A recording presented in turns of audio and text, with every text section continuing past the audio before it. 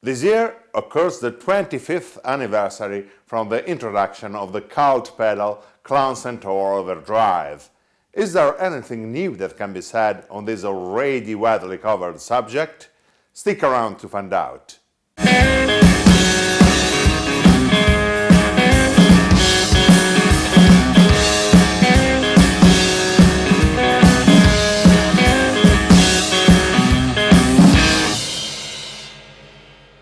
No one would ever list the most legendary guitar pedals failing to mention the Klon Centaur Overdrive.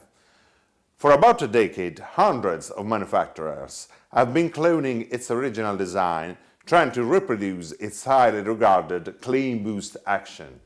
It's fresh news that Bill Finnegan, the original creator of the Klon Centaur, is again at work to produce a new limited run of pedals to be auctioned directly on eBay. But let's start from the beginning. In early 90s, foot pedals were making a big comeback from the shelves where they were relegated during the era of rack unit FX processors. The most hyped overdrive pedal was the then discontinued Ibanez TS-808 tube screamer. At the time, in Boston, Bill Finnegan spent more than 4 years developing an original overdrive circuit. He was working on a pedal that could add a dirt, sustain and harmonic response while respecting the natural tone of guitar and amplifier much more than the tube screamers did. In December 1994, Finnegan came up with the Klon Centaur Overdrive pedal. He carefully handcrafted each unit in his small flat, reportedly on a cheap folding card table. This circuit, which took so long to create, was sealed under a thick layer of epoxy to avoid repuffs. Both his website and the pedal itself had a sober, no-frills look. Due to the premium components and the long, scrupulous work involved in the production, the Centaur easily gained relevant status in the high-end segment of the market, helping to define the concept of boutique pedal. Finnegan soon ended up with a heavy backorder list, so the rare used units allowed to bypass the long waiting list and were even more pricey than the new ones. This woman business became overwhelming, and after 15 years and about 8,000 units built and sold for an average of 3 units every 2 days, Finnegan decided that it was time for a break.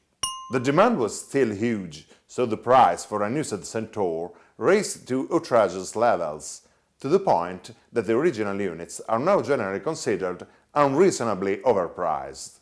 Kindly remember that the ridiculous hype that offends so many is not of my making. Finnegan wrote his reply on the KTR, a new adaptation of the original Centaur. This time the production was outsourced to contractors, as the Klon circuit was adapted to be manufactured more affordably and efficiently. Now the KTR is also out of production. Honestly, I didn't follow the ridiculous hype reported on the KTR. I bought my Klon new back in 2002. At the time, I liked my full-tone full drive 2 that I bought in 1997 and still use today. Nevertheless, I wanted to experiment if my tone could benefit from the Centaur, and I ordered one directly from Finnegan. After a long wait, I finally received my pedal. Incidentally, I still have the original shipping box with the Klon stamp. I might be the only one in the world who has it. It was the second version, silver with no Centaur logo. Here's my receipt. My unit is number 5960 and was shipped on 17 September 2002. I paid $279 for the pedal, $3 for the optional switchcraft jack plug, properly matching the Klon DC socket, and $16 for the international shipping, for a total amount of $298.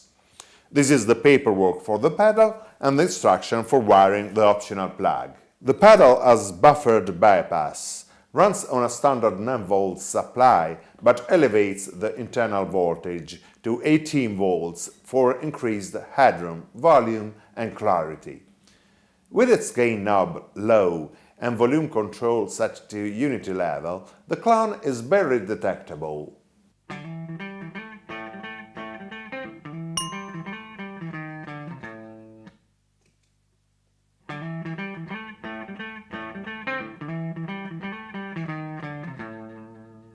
When you increase the gain, the sound gets richer and more three-dimensional.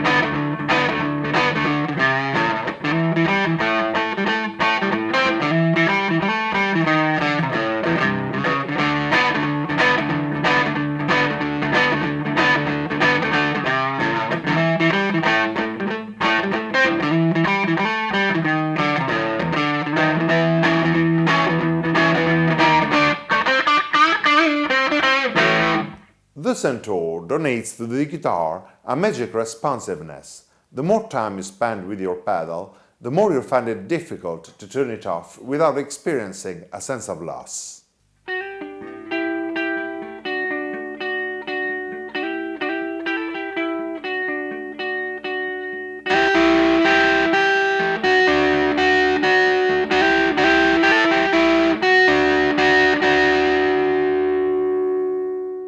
And now the big question, is this thing really worth $2,000?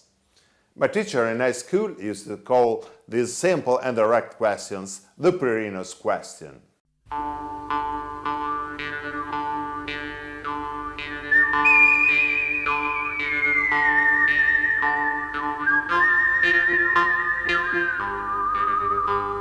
First of all, I'd love to make it clear that I respect everybody's choices, especially when it comes to spending money on quality gear. I won't go to say that for $65 you can buy or build yourself an imitation that is exactly the same. If an item reaches a given market value, there is often a reason, and that is not widespread madness. Having said that, describing my personal experience with this pedal can be helpful. I can definitely say that the Centaur was for me a very successful investment, and not only because its resale value skyrocketed in the years. When I fly with my band, I need a more compact pedal board fitting in my carry-on baggage, and the Klon might be too precious and bulky for that.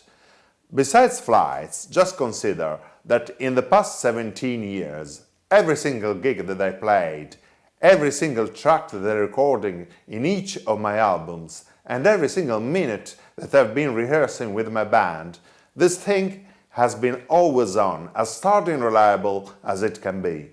This means that even if I would have spent for my pedal much more than I did, still it could have been a reasonable investment for me or for any professional player or for any guitar tone enthusiast. Also, just try to imagine the amount of money that I saved in these years that I would have spent messing with many cheaper pedals trying to find the one that I really liked. But the question that I can definitely answer is reversed. Would I sell my Klon Centaur for $2,000? My answer is no. I never considered selling it. Since my Klon found its spot in my pedal board, I've been considering it an irreplaceable piece of my gear. Although the Klon is often described as the ultimate transparent overdrive, it actually has a light mid-hump.